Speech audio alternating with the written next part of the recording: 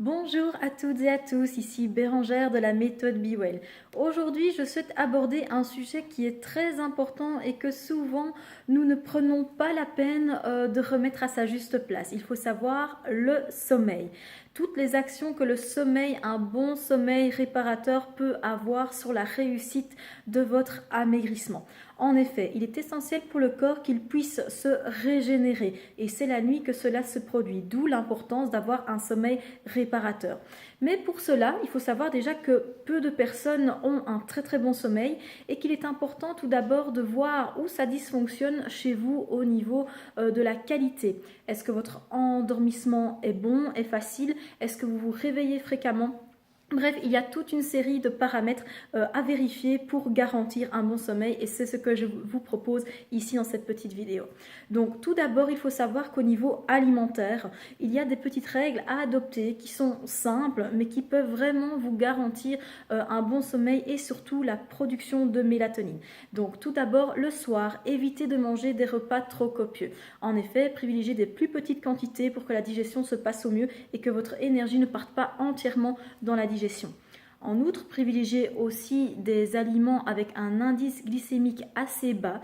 Comme ça, vous faciliterez l'absorption des aliments, mais aussi vous éviterez les trop grands pics d'insuline qui inhibent en quelque sorte la production de sérotonine et de mélatonine, donc l'hormone du sommeil. Ce sont déjà des points très importants.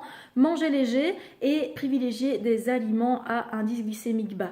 Donc des légumes à volonté, une petite protéine et alors des céréales complètes type pâtes complètes, riz complet, etc. si vous avez besoin de vous nourrir un peu plus en quantité le soir. Il y a d'autres règles aussi d'hygiène de vie qui sont importantes à adopter pour garantir un bon sommeil. Tout d'abord, privilégier les heures fixes pour aller vous coucher. Donc fixez une heure chaque jour à laquelle vous respecterez votre heure de coucher. C'est important, comme ça vous refixez à nouveau à votre corps des repères qui sont essentiels pour lui pouvoir commencer à sécréter donc cette fameuse hormone du sommeil. Ça c'est le premier conseil. Ensuite, évitez toute distraction, toute sollicitation mentale trop importante comme le téléphone, le smartphone, les réseaux sociaux. On a tendance souvent avant d'aller dormir de commencer à chipoter comme ça sur son téléphone, mais vous réactivez un petit peu tous vos processus mentaux et cela ne vous aide absolument pas à trouver le sommeil. Il faut savoir aussi que comme on est souvent sur le téléphone, il est bon, allez, une heure et demie avant de vous coucher, d'installer un filtre anti-lumière bleue sur votre écran. Donc ça c'est très important, ça va permettre justement au cerveau de se dire tiens, l'heure approche tout doucement, l'heure du coucher approche tout doucement, je me prépare, je me mets en situation progressive d'endormissement et donc on va commencer progressivement à sécréter l'hormone donc du sommeil. Donc c'est important aussi de pouvoir installer ce filtre bleu sur votre téléphone, ce filtre anti-lumière bleue sur votre téléphone pour déjà vous préparer à l'endormissement. Évitez aussi dans votre alimentation, passez les 16h, 17h, ça dépend votre heure d'endormissement, tous les excitants tels que café, alcool, les sucres rapides, donc les pâtisseries, les confiseries, le chocolat, tout ce qui est sucré et raffiné. Il faut savoir qu'il n'y a pas que le sucré qui est problématique, mais tout ce qui est aussi charcuterie, friture, à éviter complètement, surtout passer une certaine heure, 17h30 reste un maximum pour consommer ce genre d'aliments. Si vous allez dormir plus ou moins entre 22h30 et 23h30. Donc tout ceci en fait ce sont des règles de base concernant l'alimentation et l'hygiène de vie et je vous en donne encore une parmi tous les outils qu'on a à notre disposition.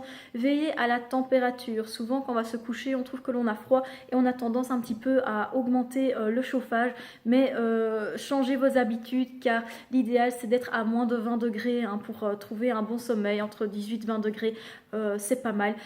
Plus on peut susciter des réveils fréquents au niveau du corps car il doit progressivement adapter sa température et souvent on a trop chaud. Donc regardez, soyez attentifs aussi à la température de votre chambre car le mauvais sommeil peut résulter du fait d'une température un petit peu trop haute. Aérez fréquemment aussi votre chambre, l'endroit où vous dormez car c'est très important de pouvoir respirer un air frais. Voilà, donc ça c'était les petits conseils pour cette vidéo d'aujourd'hui. Je vous encourage aussi à vous mettre en mouvement un maximum. Donc sachez que l'activité physique est importante pour évacuer toute l'adrénaline que vous avez en vous et ainsi trouver un sommeil plus réparateur. Donc l'activité physique, on sait bien sûr que ça aide à brûler plus de calories, mais surtout de vous permettre un bon sommeil, essentiel lui aussi pour atteindre un objectif de perte de poids. Donc ne négligez pas votre sommeil, il est vraiment primordial. Si vous avez des questions, je vous invite à commenter le post ci-dessous. Et si vous aimez toutes ces petites vidéos, je vous invite à liker, à partager et à vous abonner à la chaîne YouTube si ça fait sens pour vous. Je vous dis à bientôt pour une prochaine vidéo avec d'autres conseils, trucs et astuces. Bye!